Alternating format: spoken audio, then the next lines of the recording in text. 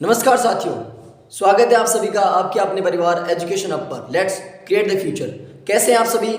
उम्मीद करता हूं सभी एकदम स्वस्थ होंगे, मस्त होंगे और अपने अपनी स्टडी में व्यस्त होंगे। और शिक्षा मनोविज्ञान की एक और बेहतरीन क्लास लेकर आप सभी के बीच हाजिर हूं।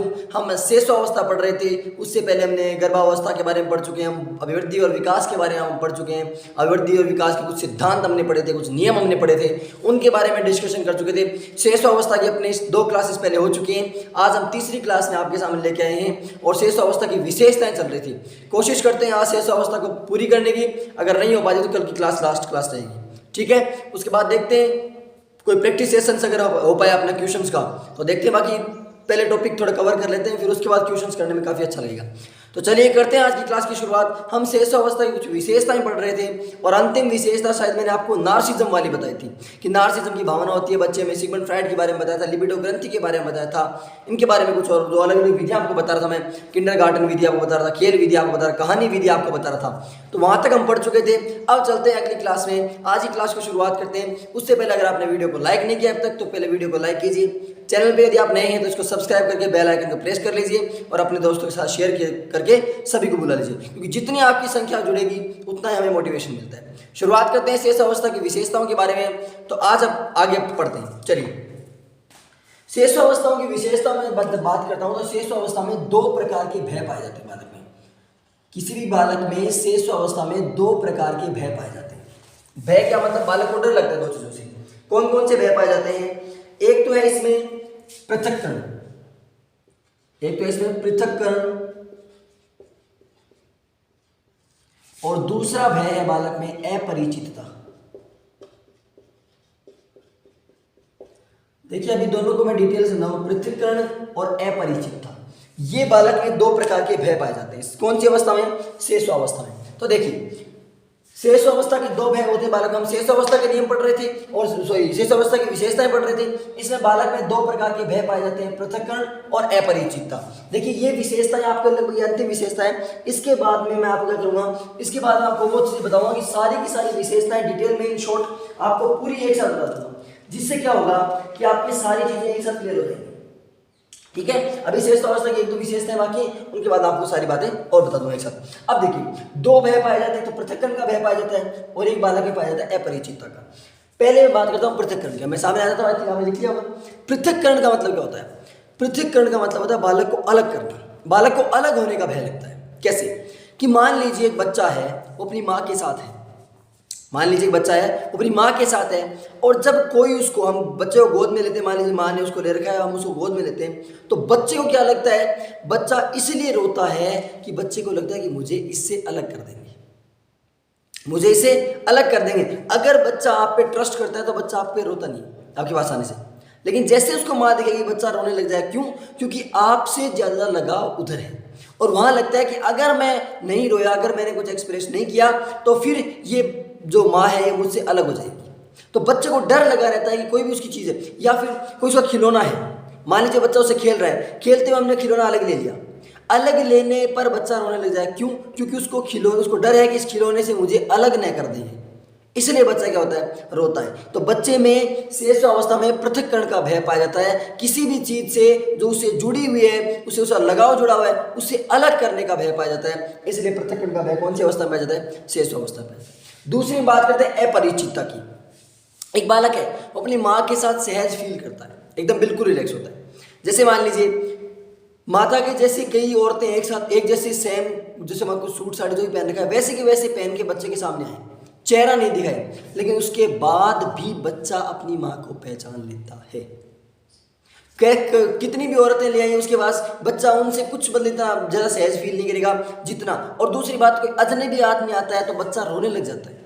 मान लीजिए हम किसी घर में गए, पहली बार किसी बच्चे को देखा, छोटे बच्चे को शेषावस्था में, उसको जब हम देखेंगे तो बच्चा हमारे पास आने की बजाय भागकर ही कहा जाएगा अपनी माँ के पास या किसी ऐसे इंसान के पास जाएगा जिसको वो जानता है। क्यों?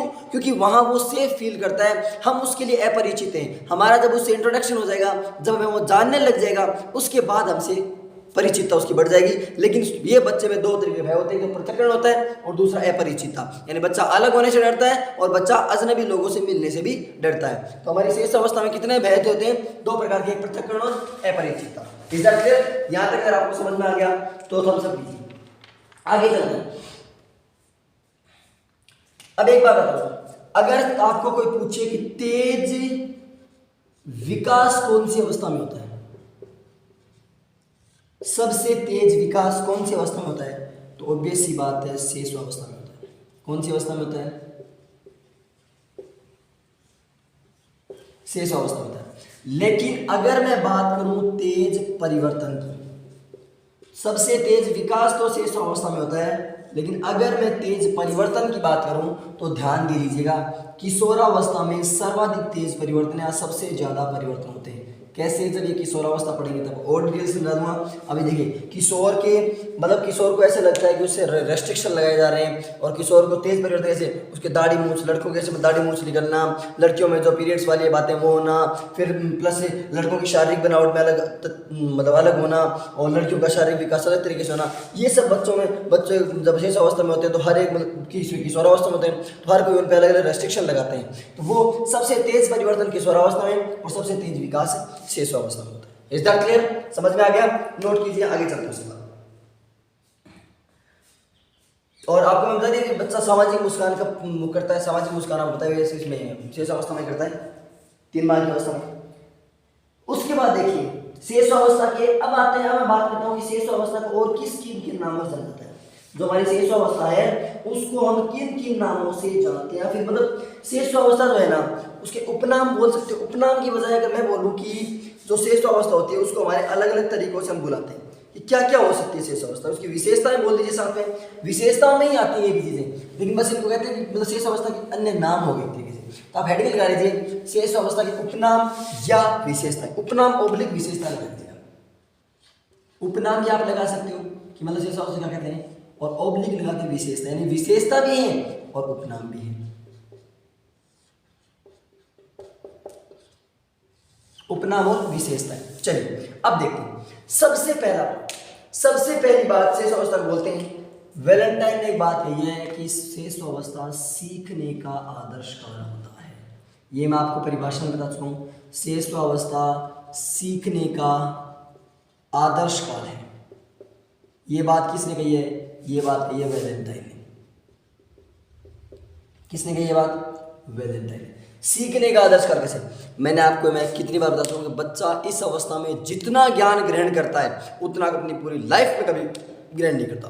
कितनी वो मतलब कितने बेसिक चीज़ें सीखता है कि ये छूना, नाचना, गाना, हंसना, रोना, खेलना, कूदना, कुछ बेसिक चीज़ें सीखता है। किससे कितने संवेग सीखता है, किससे किस प्रकार का व्यवहार करना है, कैसे रखना है। कितने बच्चे बेसिक चीज़ें सीखते हैं, मतलब जो अपने टीचिंग लाइन में जाते हैं, मतलब पढ़ने के लिए जाता है, जब स्कूल जाता है, इसी शेष अवस्था के आसपास जाता है, आंगनबाड़ी वगैरह में जाता है, प्री नर्सरी वगैरह है, इनमें जाता है। तो इनमें क्या है, बच्चा अलग अलग क्रिएटिविटी सीखता है, अलग अलग बातें सीखता है। तो जितना ज्ञान शेष अवस्था में ग्रहण करता है ना, उससे ज़्यादा कभी नहीं ग्रहण नहीं करता। तो सीखने का आदर्श काल किसने कहा है? वैलेंटाइन ने कहा है। कौन सी अवस्था है? शेष अवस्था है।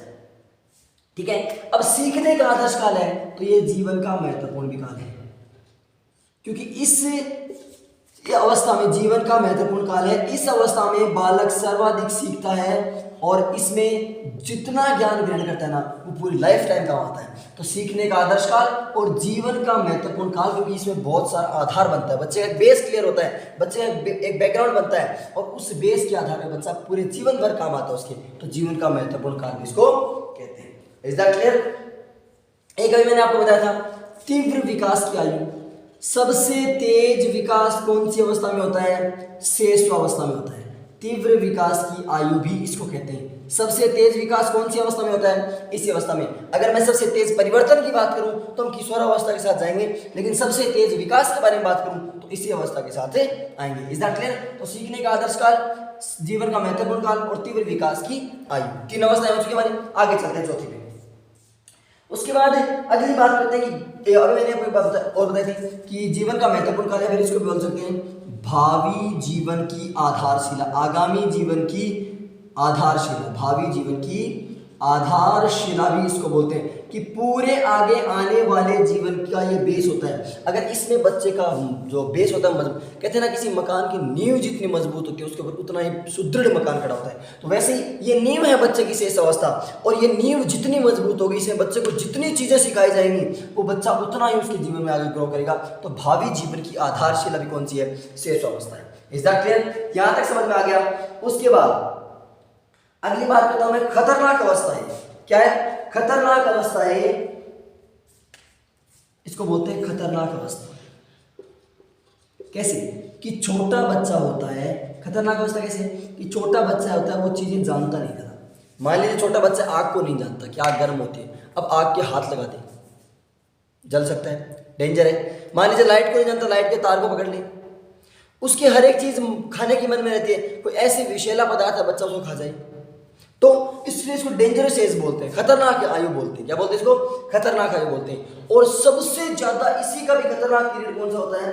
ये होता है जो शुरुआती, मतलब ये तो खतरनाक कैसे, ये तो बाहरी चीजों से खतरा है, और जो शुरुआत में जब उसका जन्म होता है और जन्म से लेकर के जो शुरुआती उसके 14 दिन होते हैं ना, वो सबसे ज्यादा क्रिटिकल पॉइंट होता है। उसमें बच्चे के चांस शुरुआत के 14 दिनों में बच्चे के मतलब बहुत क्रिटिकल, क्योंकि एक अलग एनवायरनमेंट में, बिल्कुल माँ के गर्भ से बच्चा बाहर निकला है, तो बाहर वाला सारा जो वातावरण है वो उसके अनुकूल नहीं है। उस वातावरण में उसको सामंजस्य बैठाना है ना, वातावरण के साथ चलना है उसको, और वातावरण के साथ चलेगा ना तभी तो वो जी पाएगा। तो शुरुआती जो 14 दिन होते हैं वो बच्चे के लिए बहुत खतरनाक होते हैं। और बाद की अवस्था तो खतरनाक है कि मान लीजिए पत्थर पड़ा है, बच्चे ने से किसका खुद के ऊपर डाल दिया। हम देखते हैं ना कई बार छोटे बच्चे होते हैं कुछ ना कुछ ऐसे मतलब करके बदमाशियां और खुद की मतलब हालत खराब कर लेते हैं। तो वो क्या होता है? बच्चे की खतरनाक अवस्था होती है, बच्चा इसमें डेंजर मोड में रहता है। कैसे?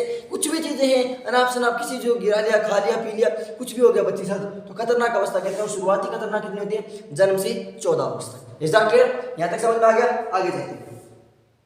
उसके बाद इसको बोलते हैं, अभी देखिए इसमें खिलौनों के बाद में बात करूंगा, इसको बोलते हैं निर्भरता या पराधीनता की आयु। इधर मैं एक साथ लिखता हूं, निर्भरता या पराधीनता। निर्भरता या पराधीनता की आयु, याद नहीं सकता मैं, निर्भरता या पराधीनता की। निर्भरता, बच्चा दूसरों के ऊपर डिपेंड रहेगा, खाने पीने के लिए, खेलने कूदने के लिए, हर काम करने के लिए दूसरों के ऊपर डिपेंड रहेगा। निर्भरता। और पराधीनता की वही बात है कि दूसरों के ऊपर डिपेंड रहेगा, इसलिए पराधीन एक तरीके से। बच्चे को भूख लगी है, खुद नहीं खा, आज तक खुद डाल के खा लिया, भूख लगी है कुछ लेके खा लिया, लेकिन बच्चा खुद नहीं खा सकता, वो माँ के पास जाएगा, उसे दूध पिएगा, या फिर कुछ भी चीज़ उसको मान लो खुद खाने भी लग गया तो भी किससे मतलब कोई उसको डाल के देगा, उसको खिलाएगा तब बच्चा खाएगा। तो निर्भरता, दूसरे के ऊपर डिपेंड है हर चीज़ के लिए। उसको नहाना है, उसके मन में आ रही है नहाने की, तो वो बस रो के एक्सप्रेस कर सकता है, उसको ये नहीं बता सकता कि मुझे नहाना है, ऐसे कुछ उसको नहलाया कोई और ही। तो बच्चे की निर्भरता या पराधीनता की अवस्था भी कौन सी होती है? यही होती है। तो बच्चा इसमें दूसरों के ऊपर डिपेंड रहता है। आप समझ रहे ना चीज़ें, मैं कहना क्या चाह रहा हूँ कि बच्चा दूसरे के ऊपर निर्भर रहता है, दूसरे के ऊपर पराधीन रहता है, इसलिए क्या कहते हैं कि बीच को निर्भरता या पराधीनता की आयु कहते हैं। कौन सी अवस्था है? शेष अवस्था। सीखने का आदर्श काल, शेष अवस्था। जीवन का महत्वपूर्ण काल, शेष अवस्था। तीव्र विकास की आयु, शेष अवस्था। भावी जीवन की आधारशिला, शेष अवस्था। खतरनाक अवस्था, जन्म से 14 वर्ष सबसे ज्यादा खतरनाक, कौन सी? शेष अवस्था। निर्भरता या पराधीनता की अवस्था, शेष अवस्था। Is that clear? आगे चलते हैं नेक्स्ट। उसके बाद मैंने आपको ये बात बताई थी कि जो सामाजिक मुस्कान, बच्चा 3 माह में अपनी पहली सामाजिक मुस्कान देता है ना, तो सामाजिक मुस्कान की अवस्था, कौन सी अवस्था बोलते हैं इसको? सामाजिक मुस्कान की अवस्था। कौन सी अवस्था बोलते हैं? सामाजिक मुस्कान की अवस्था। बच्चा 3 माह की उम्र में सबसे पहले अपनी मुस्कान प्रस्तुत करता है। एकदम क्लियर दिख रहा है आपको? आगे चलते हैं। उसके बाद अगला आता है कि बच्चा क्षणिक मित्रता रखता है। क्षणिक मित्रता, क्षणिक मित्रता की अवस्था। जब हमारे यहाँ जब छोटे होते 6-7 उस टाइम हमारा कोई फ्रेंड होता ही नहीं। हकीकत बात हो, सब हमारे फ्रेंड है, कोई हमारा फ्रेंड नहीं है। कैसे? अब आप सोच रहे हो सर हमारे बच्चे के तो फ्रेंड है, आपके बना रहा हो कि आपको परिवार होगा। अरे फ्रेंड का मतलब क्षणिक मित्रता होती है कि बच्चे, जैसे मान लीजिए आपके घर में कोई बच्चा है, ठीक है, पड़ोस वाली आंटी अपने बच्चे को लेकर के, बच्चा उसके साथ आएगा, जब खेलेंगे, दोनों खेलेंगे, खूब खेलेंगे। जब वो आंटी अपने बच्चे को लेकर चलेगी, बच्चे कुछ समय के लिए तो चीज़ें रहेंगी दिमाग में, बाद में उसके साथ की कोई दोस्त नहीं उसका। जब आया तब उसका दोस्त बन गया, गया तो दोस्त हट गया, यानी क्षणिक मित्रता। किसी खिलौने को लिया, उस खिलौने को उसको अच्छा लग रहा है, जब तक उससे अच्छा लग रहा है, उससे जब तक उसका मन कर रहा है तब तक खेलेगा, दोस्ती होगी खिलौने से। फिर बाद में मन भर गया, खिलौने को फेंक दिया, तोड़ मरोड़ दिया, फेंक दिया, बस क्षणिक मित्रता। क्षणिक मित्रता की अवस्था कौन सी होती है? शेष अवस्था। फैक्ट कुछ नहीं है, अपने घर में जो बच्चे हैं ना उन पे एक्सपेरिमेंट कीजिए, सोच के देखिए क्या बच्चा आपका बचपन में शेष अवस्था में से नहीं सीखता? सीखता है। क्या जीवन का सबसे इंपॉर्टेंट कार्य है, क्योंकि आधार है, नींव है, आधार है भावी जीवन का तीव्र विकास। शेष और शुरुआती 6 वर्षों में बच्चे का विकास बहुत तेज होता है। खतरनाक अवस्था, तोड़ा फोड़ी करते रहते हैं। निर्भरता, दूसरों पर डिपेंड रहता है। क्या आपके बच्चे को आपने दूध नहीं पिलाया? आपके पड़ोस में मम्मी ने किसी ने पिलाया होगा ना। या सामाजिक मुस्कान की अवस्था, बच्चा पहली बार सामाजिक मुस्कान 3 माह की अवस्था में देता है। क्षणिक मित्रता, थोड़े टाइम के लिए, जब आप उसको चॉकलेट दोगे तब आपका दोस्त आपसे दूर गए, आपके दोस्ती खत्म, है ना। क्षणिक मित्रता की अवस्था। Is that clear? आगे चलते हैं। उसके बाद अगला आता है कि संस्कारों के निर्माण क्या है। संस्कारों का निर्माण भी यही होता है। संस्कारों का निर्माण कैसे? कि बच्चे को देखिए, आधारशिला है तो उसमें संस्कार भी देंगे। बच्चे का जीवन की आधारशिला है, मतलब इसी अवस्था में आकर के बच्चा सभी चीजें सीखता है, तो उसको संस्कारों का निर्माण। बच्चे में हम जैसे संस्कार शेषावस्था में डालेंगे, बच्चा लाइफ टाइम उन्हीं संस्कारों को दिखाएगा। इसलिए कौन सी है? भावी जीवन की आधारशिला संस्कारों के निर्माण की अवस्था है। बच्चे को हम जैसे मैनर्स देंगे, लाइफ टाइम वैसे ही मैनर्स शो करेगा। जैसे आपको एक सिंपल सा एग्जाम्पल बताता हूँ। हमारी संस्कृति में क्या है? एक बच्चा है, अब अमेरिका वगैरह में, दूसरे देशों में क्या सिखाते हैं बच्चे को? कि बच्चा अंकल है, अंकल को से hello, hi, how are you, ऐसे। अमेरिका, जापान वगैरह, मतलब जैसे जैसे उनमें वैसे सिखाया जाता है कि बच्चे को बेटा ऐसे बोलो, हेलो बोलो अंकल को नमस्ते करो, ऐसे कुछ। लेकिन अपने क्या सिखाते हैं कि बेटा तेरे को काको है, चूटियों बदले, बटको बदले, खाजा, डरा दे, हाउ कर दे, बोलते ना। तो वही चीजें बच्चा सीखता है। अब उनका बच्चा हाय हेलो सीखेगा, अपने वाला सीखेगा कि अंकल है ना उसको डरा दे, हाउ कर दे। अब बच्चा हाउ सीखेगा। अरे उसको बचपन में हम ढंग से तो सीधे सिखाएंगे ना, वही तो होगा। तो संस्कारों के निर्माण, जैसे हम मैनर्स देंगे बच्चे को, हमने बच्चे को अगर संस्कार या अच्छे तरीके से बनाना सिखाया कि बेटा बड़ा है तो उनको नमस्ते करनी चाहिए, छोटों को साथ ऐसे रहना चाहिए, और जो मतलब कोई आता है घर पे उसके पैर छूने चाहिए, उसको उसकी सेवा करनी चाहिए, तो बच्चे में संस्कार आते हैं। संस्कारों के निर्माण की अवस्था भी कौन सी है? यही शेष अवस्था। Is that clear? जोक से पार्ट, मजाक की बात है, लेकिन बचपन में भी एक अलग मजा है। संस्कारों की अवस्था हो गई, और बच्चा इसमें आपको मैंने बताया था बच्चा अनुकरण के माध्यम से सीखता है, तो अनुकरण की आयु होगी ना। बच्चा अनुकरण के माध्यम से सीखता है, इसलिए अनुकरण की आयु, हम जैसा बोलते हैं बच्चा हमारे पीछे पीछे रिपीट करता है। इसलिए कहते हैं कि छोटे बच्चों के सामने असभ्य भाषा का प्रयोग नहीं करना चाहिए, गाली गलौज नहीं करना चाहिए, क्योंकि बच्चा उस चीज को पकड़ लेता है। बच्चे का दिमाग एक कोरा कागज है, ये जोन लोग बोलते हैं टेबुलर ऐसा की बात है। तो कोरे कागज पे जैसा आप उसको दोगे वैसा ही बच्चा सीखेगा। अगर आपने उसको अच्छी लैंग्वेज दी तो बच्चा अच्छा सीखेगा, अनुकरण कर रहा है आपका। आपने यदि ए कहा तो बच्चा ए ही बोलेगा, आपने यदि कै कहा तो बच्चा कै ही बोलेगा। तो बच्चा आपका अनुकरण कर रहा है, जैसी लैंग्वेज आप प्रयोग करोगे बच्चा भी वैसी ही प्रयोग करेगा।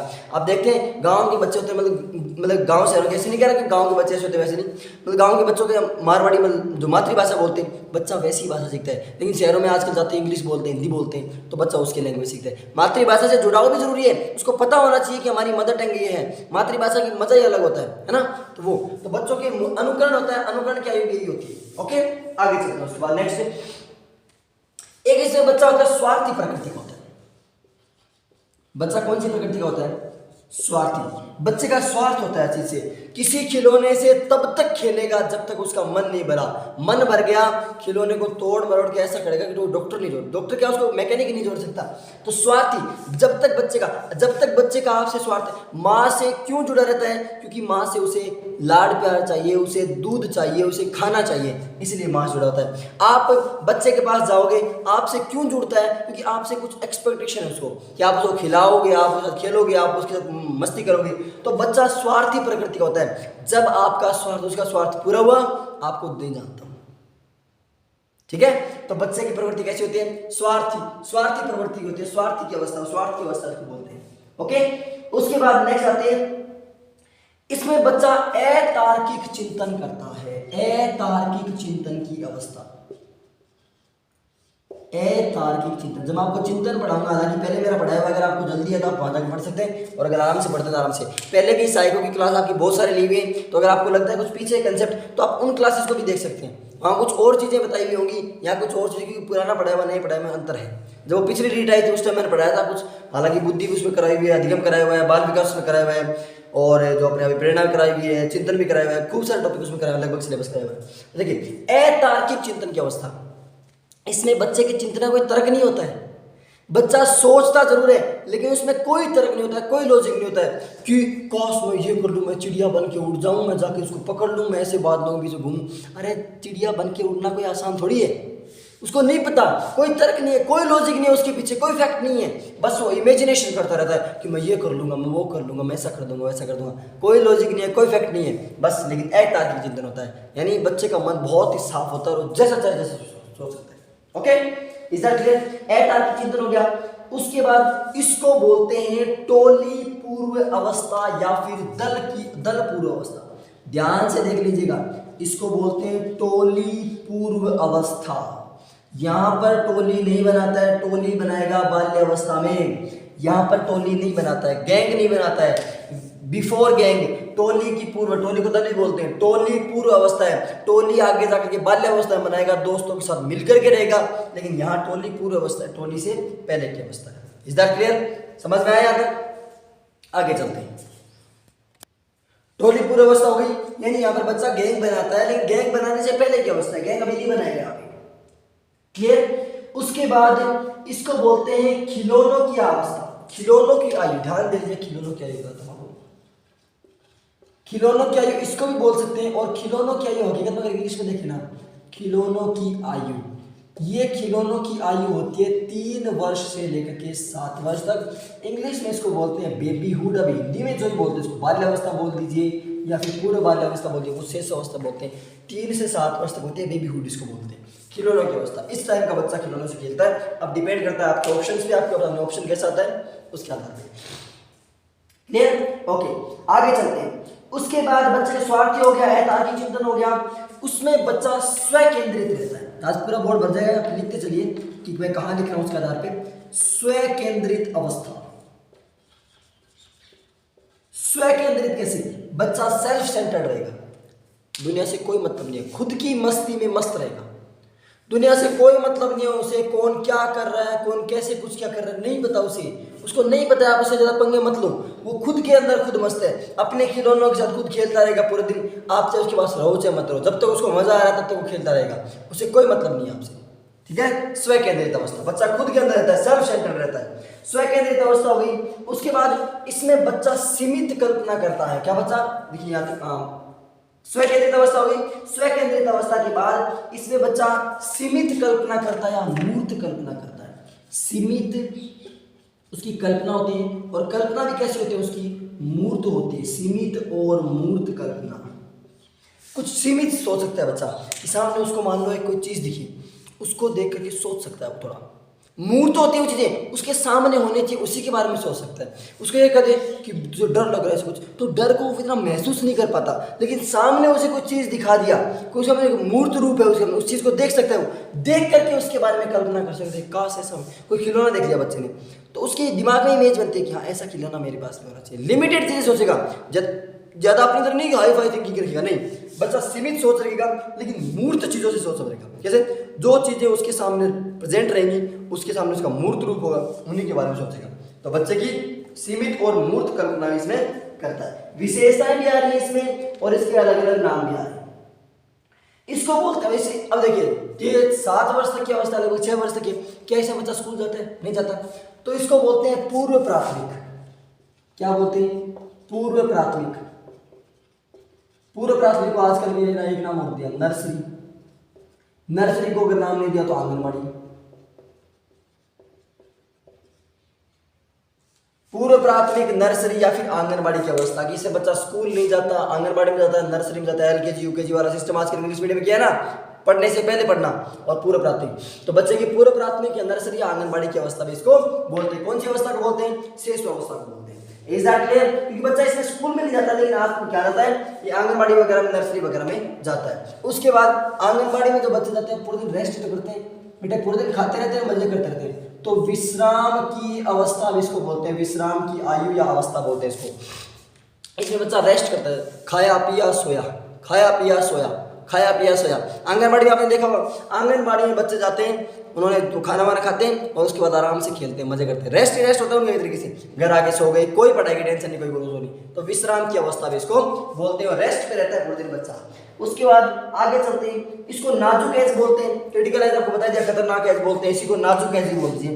नाजुक अवस्था भी मैं लिखता हूँ, इसको क्रिटिकल एज या फिर नाजुक अवस्था बोलते हैं। वही बात, नाजुक है बच्चा, सॉफ्ट होता है पूरा, जैसे आप ढालोगे वैसे ढल जाएगा। नाजुक अवस्था में इसी को बोलते हैं अपील, जो उसको खतरनाक अवस्था, इस खतरनाक अवस्था क्या बोलते हैं? अपीलीय अवस्था, अपील के लायक अवस्था होती है, मतलब बच्चे की पूरे दिन दलाली करनी पड़ती है, ध्यान रखना पड़ता है उसका। अपीलीय अवस्था इसी को बोलते हैं। उसके बाद बच्चा इसमें प्रिय लगना, प्रिय लगने की अवस्था, बच्चे को हर चीज प्यारी लगेगी और हमें बच्चा प्यारा लगेगा, प्रिय लगने की अवस्था। पूरे बोर्ड में आप अब आपको ये नहीं समझ में आ रहा मैंने क्या क्या कहाँ लिखा, आप पॉइंट वगैरह बना के चल रहे हो, एक साथ में लगा, अगर लिख लिया आपने तो कोई दिक्कत नहीं। प्रिय लगने की अवस्था, बच्चे को कुछ चीजें से प्यारी लगती है, बच्चा कुछ चीजों से लगाव उसको हो जाता है और हमें बच्चा प्यारा लगता है, तो प्रिय लगने की अवस्था दोनों तरफ से, माँ की तरफ से, मतलब पेरेंट्स की तरफ से और बच्चे की तरफ से, दोनों तरफ से प्रिय लगने की अवस्था होती है। उसके बाद बच्चा खुद का खुद मालिक होता है, स्व केंद्रित बोल दीजिए, इसी स्व केंद्रीकरण को बोलते हैं बादशाहत, खुद का बोस खुद, बादशाहत की अवस्था, यानी खुद ही बोस है, इतने खिलौने मेरे हैं तो केवल मैं ही खेलूंगा, दुनिया का कोई माइका ला रहा है तो आगे मेरे खिलौने को हाथ लगा दिखा दे, खाट खड़ी कर देता उसकी। तो बादशाह, खुद का बॉस खुद है, आप भी उसके साथ पंगे नहीं ले सकते, जब तक उसका मन होगा आपको टच नहीं करने देगा वो। अगर उसे खिलौनों को हाथ लगाना, उसकी परमिशन लेनी पड़ेगी आपको, क्या मैं लगा लूँ, अगर हाँ कहेगा तभी लगा सकते, नहीं लगा सकते, जितनी मर्जी जोर मारना। तो बादशाह की अवस्था, जानते नहीं बच्चा कि ये मेरा है, हम कई बार बच्चे से बोलते हैं कि ये तो मेरी माँ है, बच्चा उसे लिपट जाएगा, रोने लगेगा, क्योंकि उस सब कुछ समझता है कि ये मेरा है तो उससे मुझे कोई अलग नहीं कर सकता। तो बादशाह की अवस्था होती है कि पूरा साम्राज्य उसका है ना, तो बादशाह की अवस्था भी यही होती है। संस्कारों के निर्माण की अवस्था ये होती है, लेकिन अगर मैं बात करूं कि संस्कारों का स्थायित्व कहां जाकर होता है, निर्माण, संस्कारों का निर्माण इसी अवस्था में होता है, लेकिन संस्कारों का स्थायित्व कहां होता है? बाल्यावस्था में। जिन चीजों का यहाँ निर्माण होता है ना, आगे जाकर के अगली अवस्था में उनका स्थायित्व होता है। संस्कार बच्चे को हम देंगे शेष अवस्था में, शुरू में सिखाएंगे, लेकिन बच्चा उनका एक्सपेरिमेंट, उन पे उनका फिक्सेशन कहाँ करेगा, वो जाकर के बाल्यावस्था में करेगा। जब बच्चा बड़ा हो जाएगा तब अंकल आएंगे, हेलो अंकल नमस्ते, आइए बैठिए, पैर छूता है, पानी पिलाता है, सेवा करता है ना। तो संस्कारों के निर्माण की अवस्था कौन सी है? शेष अवस्था, जबकि संस्कारों के स्थायीकरण की अवस्था कौन सी होती है? अपनी ये बाल्यावस्था है।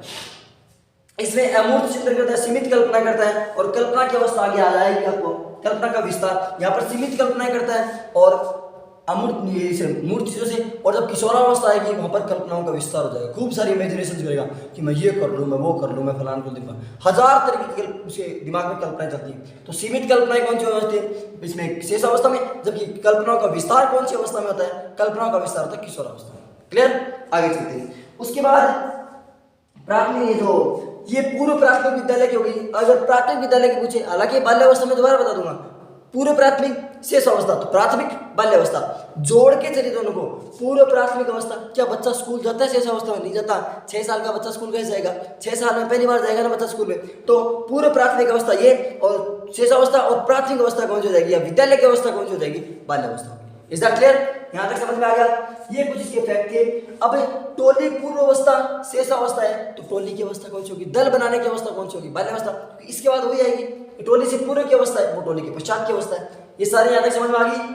यहाँ तक की बातें आपको क्लियर हो चुकी है। शेष अवस्था कुछ मैंने फैक्ट बताया आपको, बहुत सारे मैंने आपको पॉइंट बता दिए कि शेष अवस्था के बारे में क्या होता है, कैसे होता है, किस तरीके से बच्चा इसमें रहता है, ये सारी बातें मैं आपको बता चुका हूँ। उसके बाद संवेगों का तीव्र प्रदर्शन करता है इसमें। एक चीज नोट करिए, जो संवेग होते हैं ना, संवेगों का तीव्र प्रदर्शन करता है बच्चा, संवेगों का तीव्र प्रदर्शन। अगर आपने उसको चॉकलेट दे दी, अगर आपने उसको चॉकलेट दे दी, चॉकलेट देती बच्चे की स्माइल आएगी, वापस ले लो, वापस लेते हाथों हाथ रोने लगेगा। इतना जल्दी चेंज। आपने बच्चे को जो डरा दिया, डराते रहेगा, और आपने थोड़ा सा पुचकार दिया, हाथों हाथ इतना फास्ट एक्सप्रेशन चेंज होता है कि मतलब हंसने से रोना, रोने से हंसना, फटाक से हो जाता है। तो संवेगों के तीव्र प्रदर्शन की अवस्था भी कौन सी होती है? यही होती है शेष अवस्था। और एक बात बताऊं, इसमें जन्म जब लेता है बच्चा तो वो ना तो सामाजिक होता है,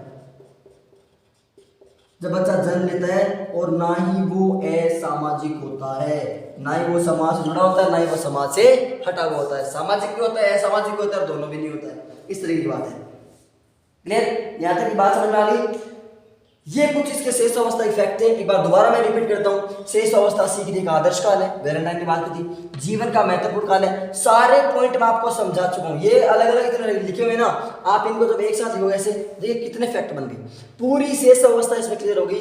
इन्हीं में से सटीक क्वेश्चन पूछता है कि बेबीहुड कौन सी है, मतलब जो खिलौना क्या है कौन सी है, बेबीहुड। क्लियर? आंसर बस खत्म इतने में। सीखने का आदर्श काल कौन सा है, शेष अवस्था। आंसर बस, ज्यादा कुछ नहीं सोचना, एक साथ पूरी शेष अवस्था की विशेषताएं बोल दीजिए या फिर शेष अवस्था के उपनाम बोल दीजिए, मैंने सारे आपको बता दिए। तीव्र विकास की आयु की शेष अवस्था होती है, भावी जीवन की आधारशिला के बारे में बता चुके, शेष अवस्था होती है। खतरनाक अवस्था कौन सी होती है, वही शेष अवस्था होती है। स्वार्थी या अतार्किक, स्वार्थी होती है, अतार्किक चिंतन की अवस्था भी कौन सी होती है, शेष अवस्था। सीमित मूर्त कल्पनाएं होती है, स्व केंद्रित अवस्था होती है, टोली पूर्व अवस्था होती है, और इसमें मतलब सामाजिक और असामाजिक दोनों तरीके की प्रवृत्ति का नहीं होता बालक। अनुकरण से बालक करता है, अनुकरण करने के साथ साथ और क्या करता है बालक, संस्कारों के निर्माण होता है बालक में, और क्षणिक मित्रता रखता है बालक में, और उसके अलावा सामाजिक मुस्कान प्रस्तुत करता है, निर्भरता या प्राधीनता की अवस्था होती है, और पूर्व प्राथमिक नर्सरी की अवस्था यही होती है।